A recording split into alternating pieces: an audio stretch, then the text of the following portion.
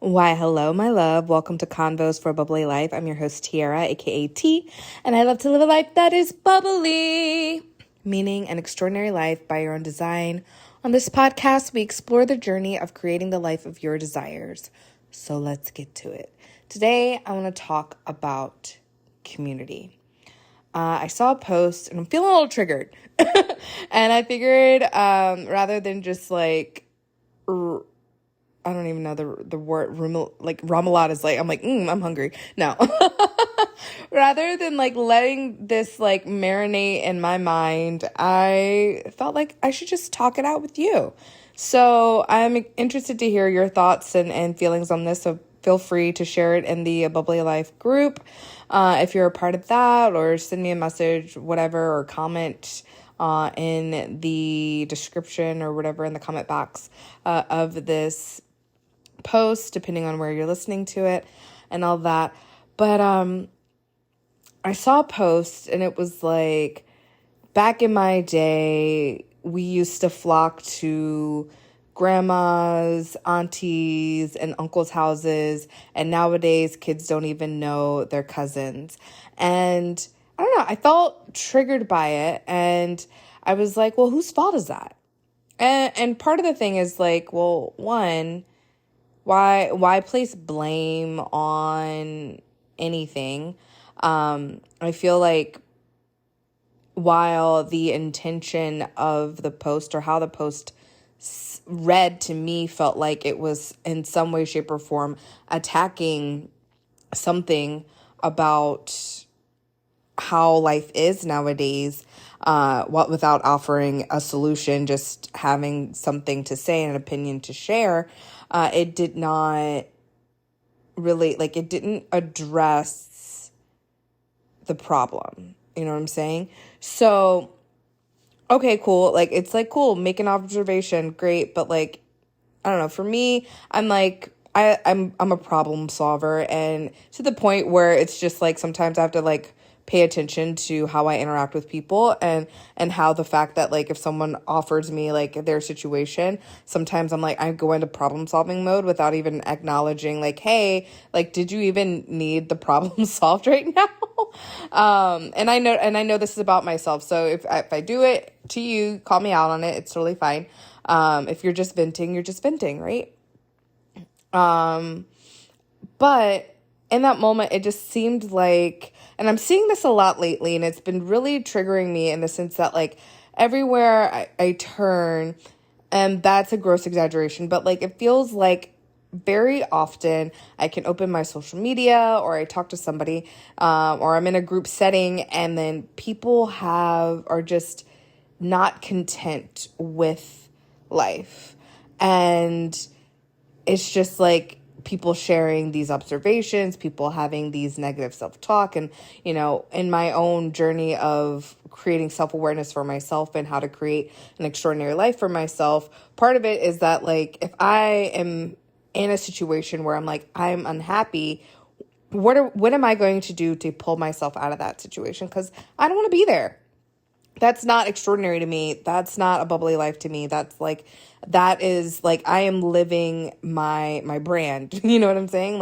The reason this brand is cultivated from me already in a space of cultivating a great experience, a great life. Because I really believe that we all have the capacity to live amazing, extraordinary, fun, and fulfilling lives if we take ownership of it, if we trust in ourselves, if we separate ourselves from the society and all of its bullshit, and really acknowledge, all right, have some self-awareness, have some radical self-responsibility for what's going on in our lives, step up and trust in ourselves to take ownership and claim what it is that we want to experience and get after it, take action, set intentions, and go forth and prosper, then we can do that, right?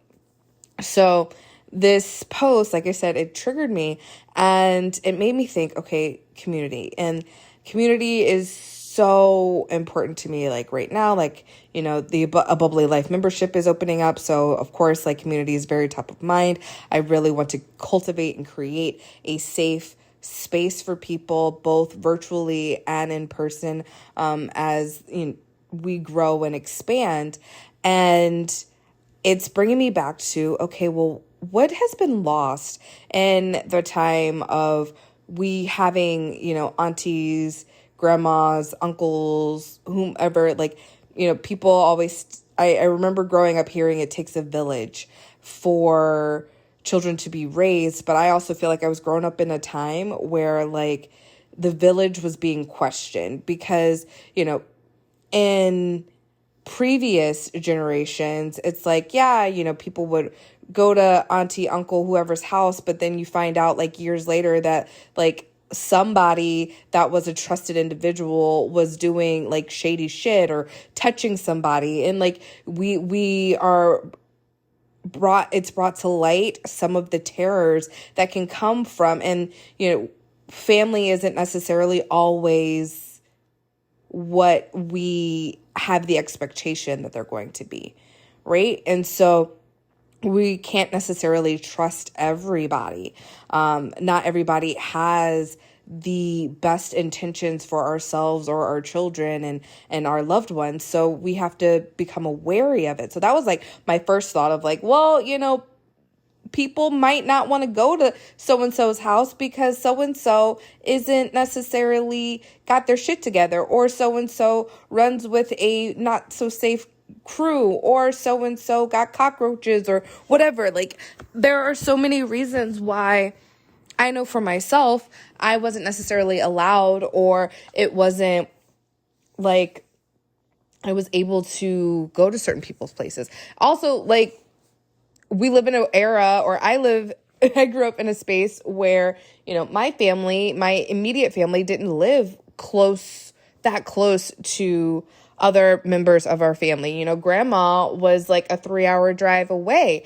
Auntie, like the closest auntie was like, 30 minutes away, when I was really young. And then, she got closer as I got older, but then, I'm old by that time. I'm like already doing my own jam and, into my like different after school activities and the things that I participated in. So like, I wasn't really going over there. And I'm not saying that like there was anything wrong with my upbringing, because I think about it and I'm like, I was a pretty like, yeah, I had like, we all have our shit, we all have our lessons to learn and insecurities and whatever. But I also had some really happy moments and I had some great friends. And so while I wasn't going to a family member's house on a day-to-day basis, I had next door neighbors that were like in my grade, that were, within the same year of being born, from me. So like I would be at one of my neighbors' houses, or, we lived in a neighborhood that like a lot of kids were actually within like, my grade or maybe a grade above or a grade below. And so I had so many options of people to like visit and hang out with. And then I even had a couple of really good friends who weren't walking distance away, but like my parents would drop us off for slumber parties and stuff like that. So like I had those options, and that brings me to community again, because I think sometimes there's this expectation that we have to latch on only to the people that share our blood, or we have a commitment to in terms of like a romantic partnership, or like there's a marriage involved. So maybe they're not related by blood, but they are now incorporated into our family. And I think there is something important to be said about chosen family. The ability to choose who has certain access to us, our mind, our body, our spirit, and being able to choose what they get to learn about us, getting to choose how much they get to know about us, getting to choose how often they get to see us and interact with us. Do they interact with us as virtually? Do they interact with us in person? And I think it's really important that we allow people who aren't necessarily related to us to be considered family. I don't know. I think sometimes people get, and in my experience, I've had people who are very hard pressed or have very deep beliefs in like how to, I guess, categorize people or create a hierarchy, right? And the hierarchy is like, if you share DNA with me, then you automatically are like top tier VIP, and the rest is based on like how you treat me. And I have come to a place where I'm kind of like, I'm breaking that down. I'm sorry. Like, yes, I love my family, but I also have people that, there are people in my life that if something's going on emotionally, psychologically, business-wise, whatever, like I have something come up and I want to talk it out, most of the people that I'm ready to like have go deep and go on that dive and go on that journey with and really talk it out with are not related to me. Like the people that come to mind first whenever I'm experiencing something like that is someone that, one, I believe they've shared enough of themselves with me that I think that they have the capacity and the experience to offer up solutions or maybe they just have an emotional intellect in them that feels like they are going to be best equipped to hold space for me in this moment, because if I just need to vent, their proximity to me and I've built up a trust within them that is greater than in other spaces from people that are not, that are actually related to me. So it's like, I've come to a place in myself where I find that I can, call someone like, oh, this is like my sister from another mister, my brother from another mother, whatever. I find that I can give people this status, if you will, and like create a whole new village. I think it goes back to, I think that the idea of keeping everything within the family is based on a society where people didn't move, right? Everybody like kind of grew up in the same exact spot. Everybody is in some way, shape, or form related. There's cousins, or they're like third cousins and fifth cousins all live in like the same town. And yeah, there might be like, you have like the random person that's not related to you and then they're okay to get married to, but like everybody else is like, down the line. And we're no longer in that space, or at least I'm no longer in that space where, like for me, my closest blood relative is like a 4-hour drive away, an hour flight away.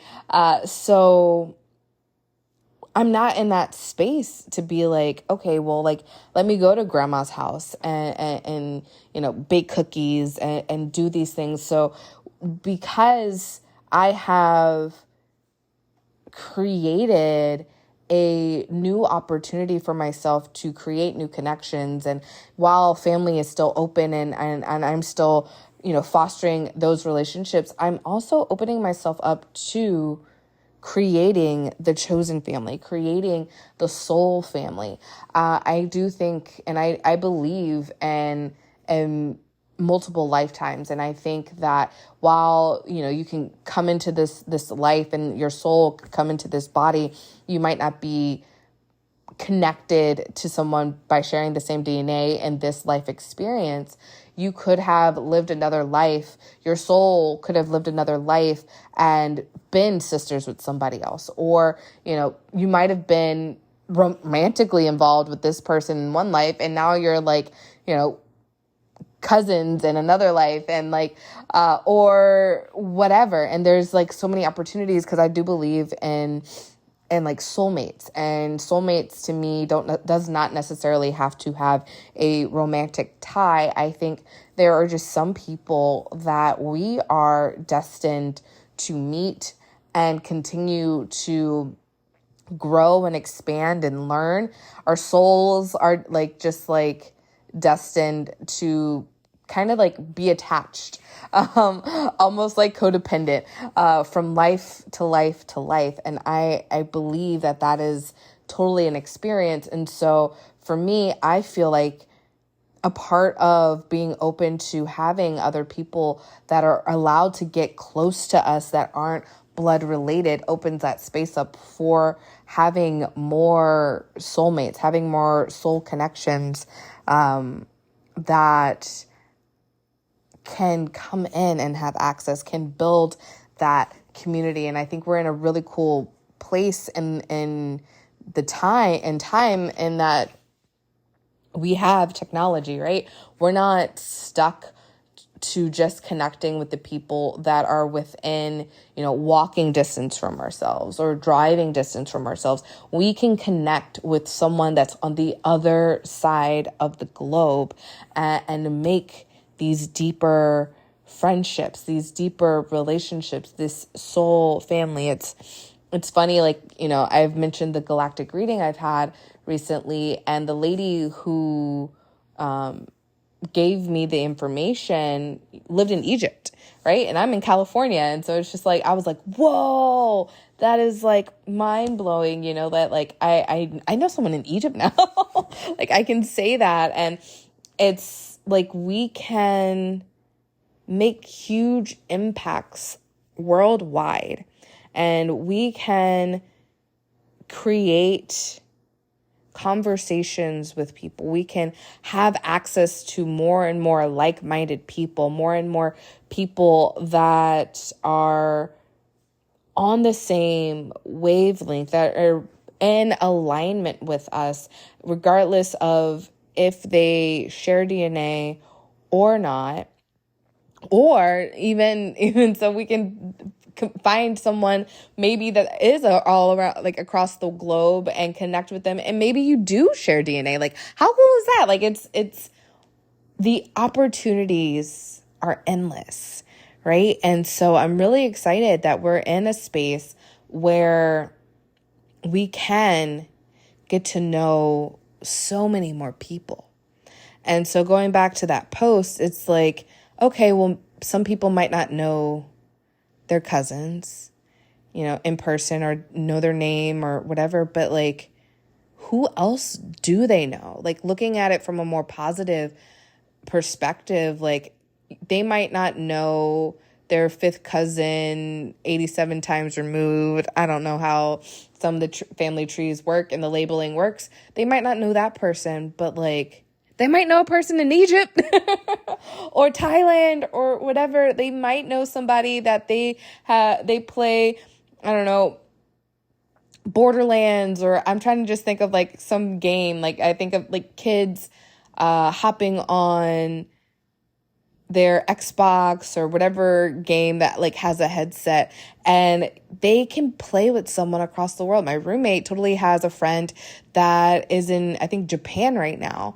that they set up times to play a game together. And I think that is like so cool.